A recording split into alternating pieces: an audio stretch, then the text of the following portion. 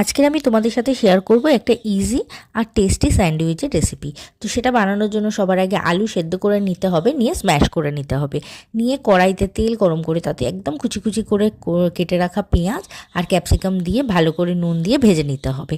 তারপরে দিয়ে দিতে হবে সেদ্ধ করে রাখা আলুটা, দিয়ে বেশ কিছুক্ষণ নাড়ানোর পর দিয়ে দিতে হবে অল্প একটু হলুদ আর অল্প একটু গুঁড়ো লঙ্কা, আর দিয়ে দিতে হবে টমেটো সস, দিয়ে ভালো করে নাড়িয়ে রেখে দিতে হবে। তারপরে একটা ফ্রাইং প্যানে পাউরুটি নিয়ে সেঁকে নিতে হবে, এদিক ওদিক করে সেঁকে নেওয়ার পরে সেই পাউরুটিটার মধ্যে যে আলুর পুরটা বানিয়ে রাখা হয়েছিল সেটাকে চারিদিকে স্প্রেড করে দিতে হবে, দিয়ে আরেকটা পাউরুটি দিয়ে চাপা দিয়ে দিতে হবে। তারপরে সেই ফ্রাইং প্যানেই এক টুকরো বাটার নিয়ে ভালো করে গরম করে নিয়ে পাউরুটিটা দিয়ে এদিক ওদিক করে নাড়িয়ে নিতে হবে যতক্ষণ না একটুখানি ক্রিস্পি হয়ে যাচ্ছে। তারপরে মাঝখান দিয়ে কেটে নিলেই রেডি হয়ে যাবে স্যান্ডউইচ। তো ভিডিওটা ভালো লাগলে অবশ্যই লাইক করো, চ্যানেলে নতুন আসলে সাবস্ক্রাইব করো, আর অবশ্যই বাড়িতে বানিয়ে ট্রাই করো।